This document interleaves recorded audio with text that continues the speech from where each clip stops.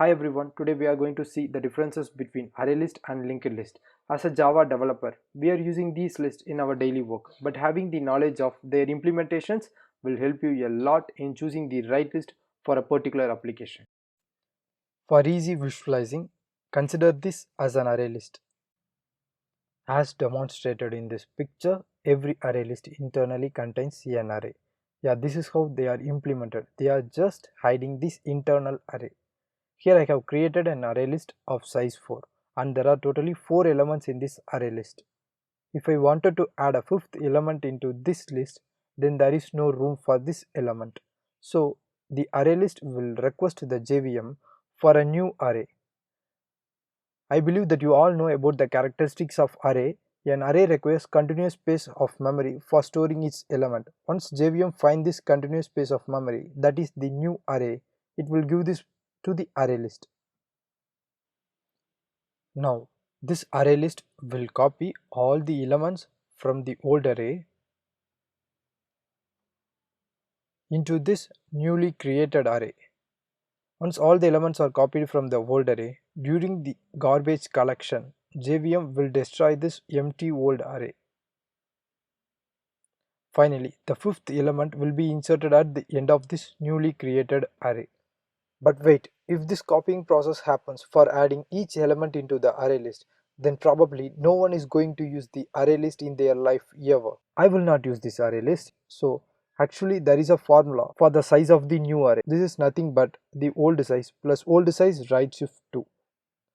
In most cases this will be equivalent to old size plus old size divided by 2. So in my case the size of the old array is 4. So probably the size of the new array would be 4 plus 4 divided by 2 equal to 6. So if I wanted to add a sixth element into this array list, then there will be no copying process happens for that element. So this is how Java implemented ArrayList. In an overview of the process of adding a new element into the array list follows the following step. First, the array list will check whether the internal array is filled. If so, it will request the JVM for a new array that can accommodate all the old elements plus this new element. Then the elements from the old array is copied into this new array. This process of copying takes big O of n time. Suppose if the array is not filled, then the new elements can be inserted into the existing one and this process takes constant time. So I believe you all know about the concepts of big O. So in an average, the process of adding an element into the array list will take big O of n time. So what about retrieving an element from the array list? Accessing an element from array list will be done in constant time because we already know the data type stored in that array list and the memory required by that particular data type.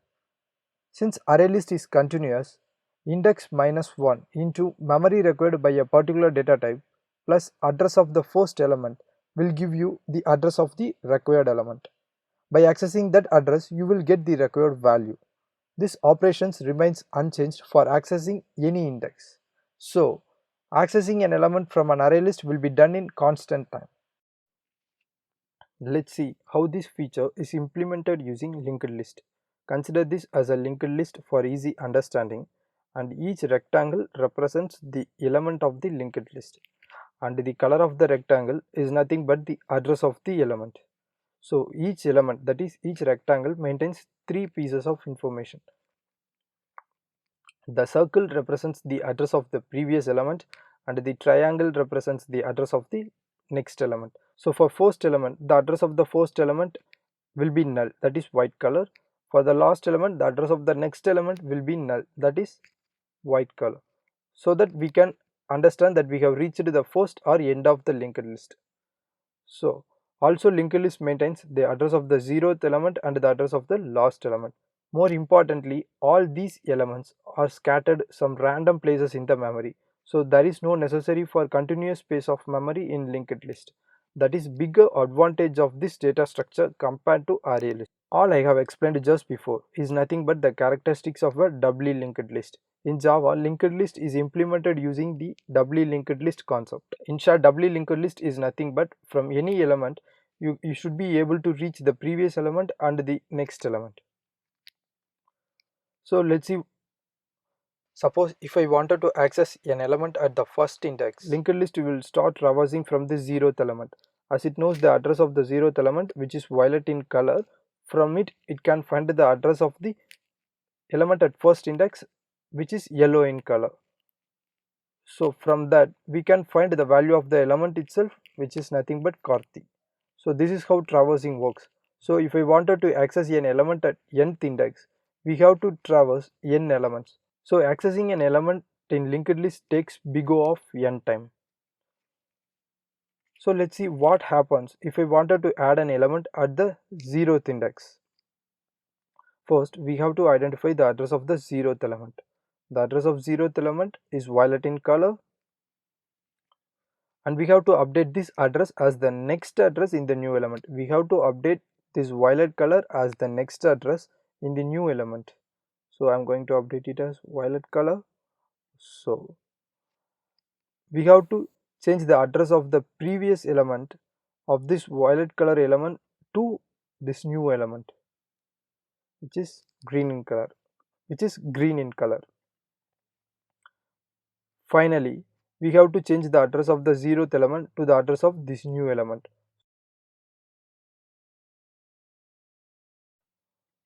So that's all it takes to add a new element at the 0th index. So adding an element at the 0th index in linked list takes only constant amount of time, because as these operations remains constant for adding any element at the 0th index or at the last index, the time taken for adding an element at beginning or end in linked list only takes constant amount of time.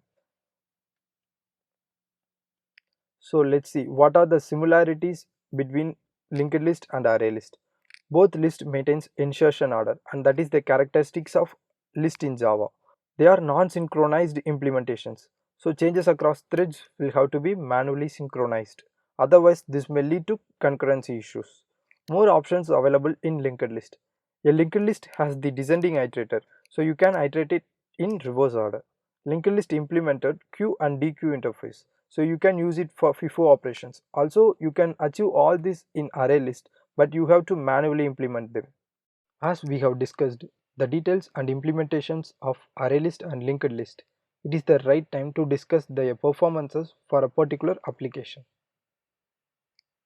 For accessing an element, ArrayList achieves this operation only in constant amount of time, but linked list has to traverse either from the 0th element or from the last element, so it takes big O of n time. So clearly ArrayList beats linked list in accessing an element. Adding an element to the beginning or end. As ArrayList has to copy all the elements from its old array to new array, it requires big O of n time to achieve this operation. Adding an element in the middle. We haven't discussed this, but ArrayList also requires big O of n time for this operation, as it is same as the previous one.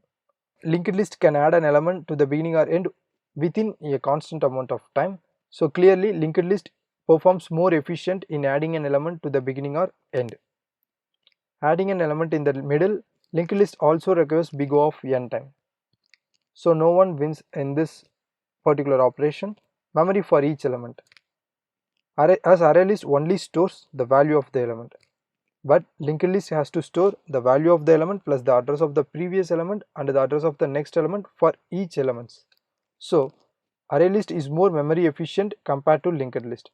From this we can infer that if your applications require frequent accessing of element, you can go with ArrayList. If your application requires frequent, but if you 1, 2, 3. From this we can infer if your application requires frequent accessing of element, choose ArrayList. But if your application demands adding element to the beginning or end more frequently, then you have to choose linked list. I hope this video was helpful to you, and I will come up with another good one. Thank you from John.